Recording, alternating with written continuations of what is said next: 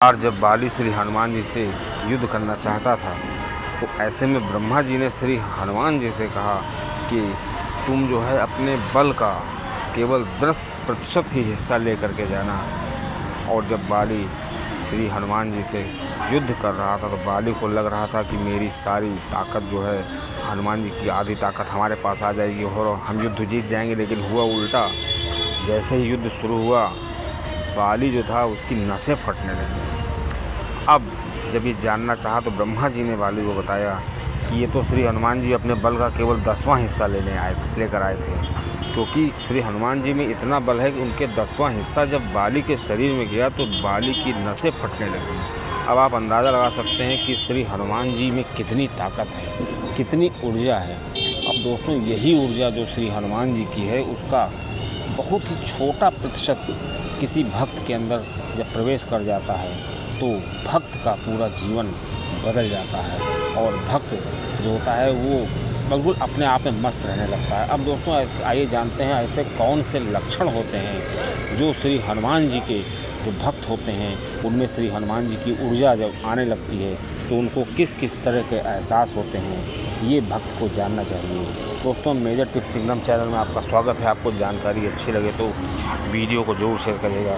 दोस्तों सबसे पहली चीज़ ये होती है कि श्री हनुमान जी के जो भक्त होते हैं उनके अंदर सबसे बड़ी पहचान ये है कि उन भक्तों को हमेशा कोई न कोई मार्गदर्शन मिलने लगता है। जैसे कि वो भक्ति के मार्ग में है, पूजा के मार्ग में है, तो अगर वो पूजा भी कर रहे हैं तो उनको पता चल जाता है कि किस मंत्र का जाप हमें ज़्यादा करना है, किस मंत्र का जाप कम करना है, कौन सा पाठ करना है, कितने बजे पाठ करना है। मतलब उनको एक सद्बुद्धि आ जाती है और उनका जो मार्गदर्शन कोई ना कोई करता है उनको लगेगा कि ये मुझे बता कौन रहा है, लेकिन बताता कोई नहीं है। वो श्री हनुमान जी की शक्ति होती है। दोस्तों ऐसा श्री हनुमान जी के भक्तों में देखा जाता है। दोस्तों दूसरा जो लक्षण श्री हनुमान जी के भक्तों में देखा जाता है कि श्री हनुमान जी के भक्त अगर पहली बार तो किसी मुसीबत में आते नहीं हैं, और अगर मुसीबत कोई उनके पास आ भी जाती है तो वो उस मुसीबत को देखने का उनका नज़रिया बदल जाता है। मतलब वो बहुत ही ज़्यादा उनका दृष्टिकोण बहुत ही व्यापक हो जाता है। वो बड़ी बड़ी समस्याओं को बिल्कुल वो सोचते हैं कि ये बहुत छोटी समस्या है, और समस्या को जितना आप बड़ा समझेंगे वो समस्या उतनी ही बड़ी हो जाती है, और अगर छोटा समझेंगे तो छोटी हो जाती है। और दोस्तों श्री हनुमान जी ऐसे अपने भक्त को समस्या से निपटाने के लिए ऐसे ऐसे लोग को भेज देते हैं जो आकर के श्री हनुमान जी के भक्तों की मदद करते हैं। ऐसे में भक्त को समझ जाना चाहिए जब वो किसी मुसीबत में पड़े और चुटकियों में उसका हल निकल आए तो उसको समझ लेना चाहिए कि श्री हनुमान जी की भक्ति से ये सब हो रहा है और श्री हनुमान जी उसके आसपास हैं। दोस्तों तीसरा जो सबसे बड़ा जो संकेत है कि जो भी श्री हनुमान जी के भक्त होते हैं उनके अंदर से हनुमान जी के गुण आने लगते हैं, क्योंकि हम जिसकी हम भक्ति करते हैं उसके गुण आना स्वाभाविक है। दोस्तों इस प्रकार से हनुमान जी के जो भक्त होंगे उनके अंदर सबसे बड़ी चीज़ होगी कि वो ब्रह्मचर्य का पालन करेंगे और उनका मन इधर चंचलता से नहीं भागता है और वो एकदम मन उनका स्थिर हो जाता है। ये सबसे बड़ा लक्षण होता है श्री हनुमान जी के भक्तों का कि वो ब्रह्मचर्य का बहुत ही ज़्यादा ध्यान रखते हैं और उनके अंदर बिल्कुल भी अभिमान नहीं होता है। क्योंकि जैसे श्री हनुमान जी के अंदर अभिमान नहीं है, उन्होंने सूरज को निगल लिया, और जब उनसे कोई पूछता है कि आप इतने बली हैं, आपने सूर्य को निगल लिया, तो वो तो यही कहते हैं कि ये सब श्री राम जी के प्रताप से हुआ।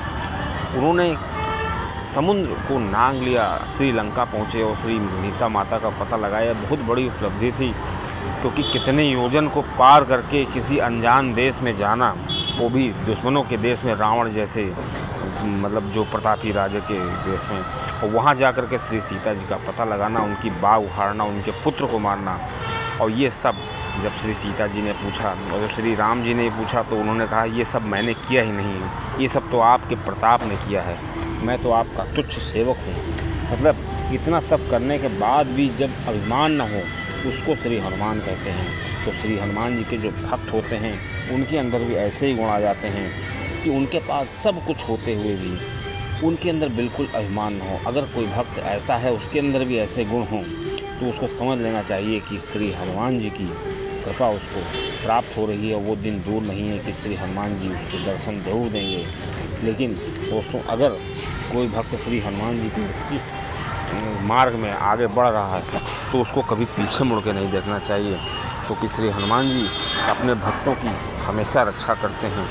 और दोस्तों एक और सबसे महत्वपूर्ण चीज़ है कि श्री हनुमान जी कलयुग के जागृत देवता हैं, और जिसके ऊपर श्री हनुमान जी की कृपा हो जाती है, या जो श्री हनुमान जी के भक्त होते हैं उस पर श्री हनुमान जी की कृपा तो होती ही है, साथ में बहुत सी शक्तियाँ उसके साथ हो लेती हैं। जैसे श्री दुर्गा माता जी हैं, दुर्गा माता की शक्ति को श्री हनुमान जी हमेशा दुर्गा जी के साथ रहते हैं। तो दोस्तों जब जो श्री हनुमान जी के भक्त होते हैं उनको श्री दुर्गा माता की आदि शक्ति की कृपा प्राप्त होती है, और जिसके ऊपर आदि शक्ति की कृपा होती है उसको और किसी कृपा की ज़रूरत नहीं होती है। अब दोस्तों श्री शिव जी भी हनुमान जी श्री शिव जी के रुद्रावतार हैं। इस प्रकार उस भक्त को श्री शिव जी की भी कृपा प्राप्त होती है। और दोस्तों जो कुल देवता होते हैं या कुल देवी होती हैं वो सब इसी ग्रुप में आ जाते हैं, और श्री हनुमान जी की कृपा जिसके साथ होती है उसको श्री हनुमान जी हमेशा उसकी रक्षा करते हैं। और दोस्तों श्री हनुमान जी की भक्ति में एक बहुत ख़ास बात है, क्योंकि श्री हनुमान चालीसा में बताया गया है, संकट ते हनुमान छोड़ावें मन कर्म भजन जो ध्यान लावे।